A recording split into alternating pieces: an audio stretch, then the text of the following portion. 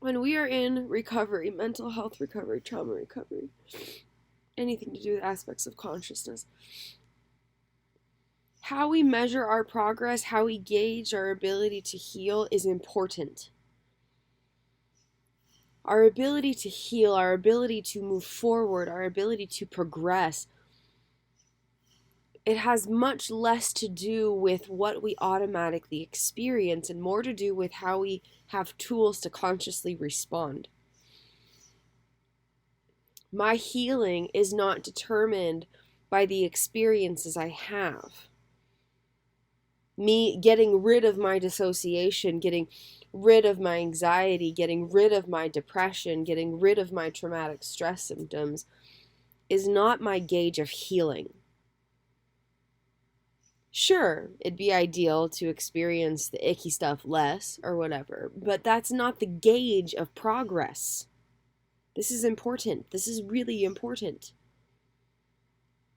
The gauge of progress is not in the automatic experiences we have unconsciously, beyond all control, sometimes beyond awareness. Our ability to gauge our progress has everything to do with our conscious response, our ability to choose how we respond to the situation, to these unconscious experiences.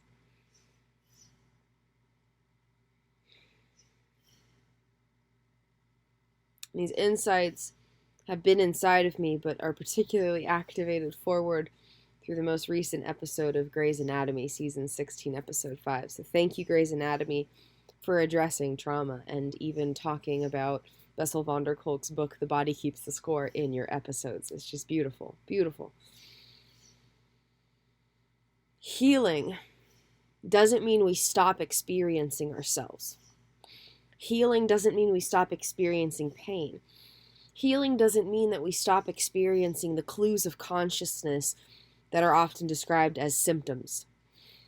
We are not disordered because of the way we experience our consciousness. We are not ill or sick or unwell because we have unique experiences of consciousness. It's important to kind of shed those limiting, inaccurate definitions. Because think about it this way. If these mental health disorders were actually treated like disorders, the psychiatric system would be addressing the brain and body that are creating these experiences. But that's not the way treatment goes. So the entire basis for it being considered disordered is illegitimate. Yes, these experiences are valid. Yes, the struggle is real. Yes, it is happening within our brain-body system.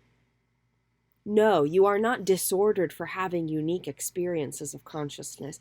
No, you are not sick or unwell or less than or inferior or ostracized from health or the potentials for wellness because of these unique experiences of consciousness. Dissociation doesn't make you sick. Traumatic stress doesn't make you disordered. The system is much more disordered than my brain-body system, as one example. So it's important to kind of recategorize these labels and refuse to be defined by them. If it helps you describe your experiences, that's great. Give voice to your experiences. But don't ever reduce yourself because someone else is giving you a label that may or may not be accurate.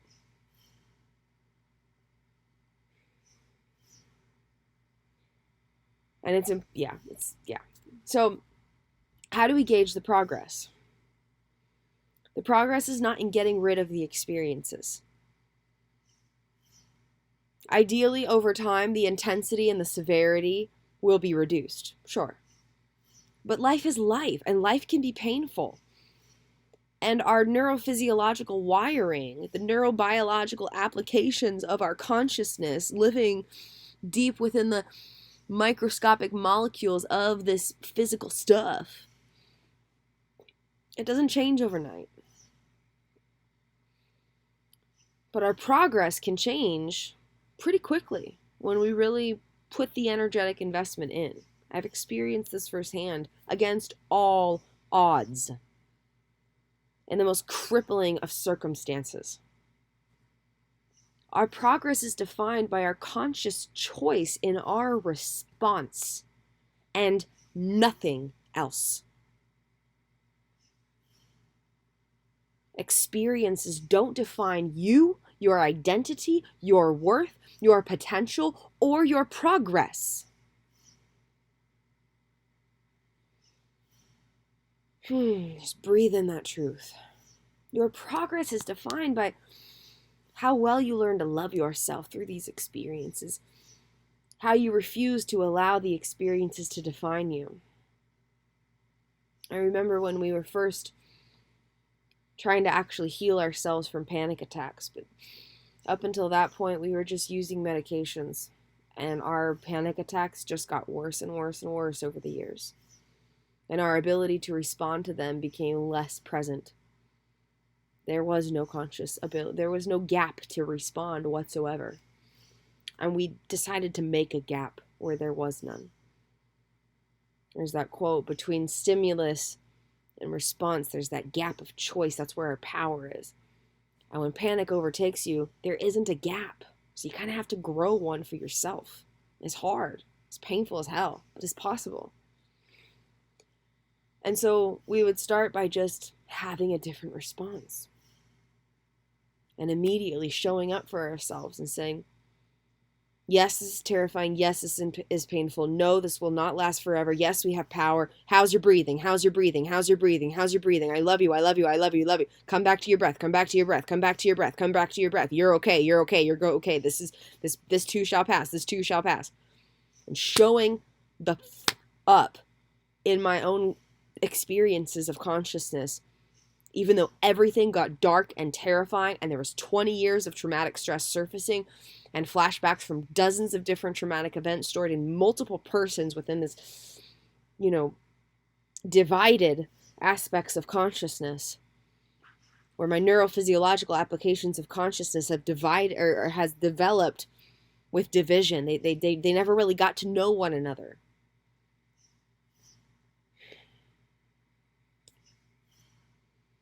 And slowly, gradually, the gap between stimulus and response grew. And those moments of feeling like I was having a heart attack and about to die became more bearable. Not because the experience stopped happening, but because my choice in responding to the experience started to shift because I decided for it to change. No, it's not easy. Of course. It doesn't have to be easy. You are strong. You have the power. And the truth is, the more we show up for the hard stuff, the better and more beautiful our lives become as we continue in this life experience. Everything we want is on the other side of fear. And life is like a garden. It's about the seeds we plant. Did you ever show up to this big, beautiful, radiant, expansive garden and just be like, wow, man, that's amazing how all this stuff just appeared overnight? No, someone was there investing when it was just barren land.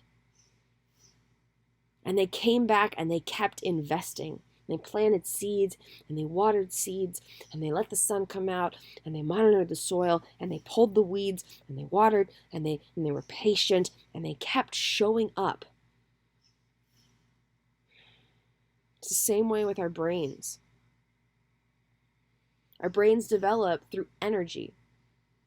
The more we think a thought, the deeper the neural pathway where the energy creating that thought and deepening the repetitive intensity and continuous activation of that thought gets. The things that are in our brain are developed through energy. And if we choose to plant energetic seeds, we can rewire our brain. This is basic neuroscience. This isn't me making stuff up. This is fact-based, science. Thank God we live in the time we do. Praise the heavens. Glory to the universe that we live in the time that we do, where we can know that the brain we live in today does not need to be the same brain we live in 10 years from now. There's hope in that. There's beauty in that. There's power in that. Our progress is not defined by the changing of our experience, but by the shift in our ability to consciously respond to the experience. That's where our progress is. That's where our healing is, and that's where our power is. We are never defined by what we go through. And if we choose to grow through what we go through, the garden of our minds, the garden of our lives is going to be transcendently radiant, magnificently beautiful. And the ability to gaze on that garden, smell its flowers, and eat its luscious fruits will bless our lives for an infinite expanse of time to come. But we got to show up. We got to do the work. We got to decide that the way things are now are not the way we want things to be 5-10 years from now. We have to decide that what we are not experiencing, but we wish could be, is worth fighting for. We have to decide to fight for the rainbow that we crave to experience. It's easy to get caught up in the darkness of the storm. But have you ever looked around the globe and noticed that no storm lasts forever, no matter its intensity? The weather of our minds is allowed to shift. And we are allowed to encourage a shift by planting energetic seeds.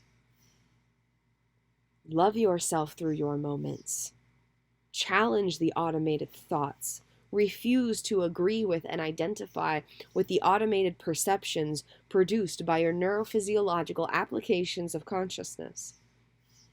You are love, light, and miracles at the core of your being. I have the neuroscience to prove it.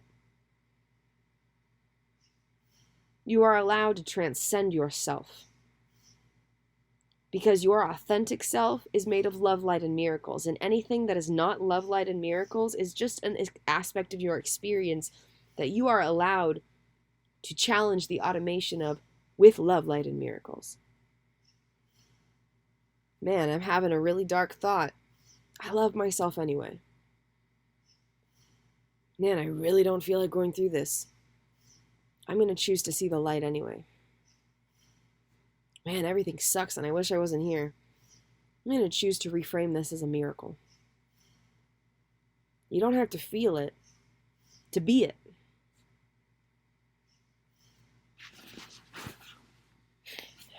Our progress is not defined by our experience. I can continue experiencing anxiety and depression and dissociation and aspects of traumatic stress and know that I've still made progress.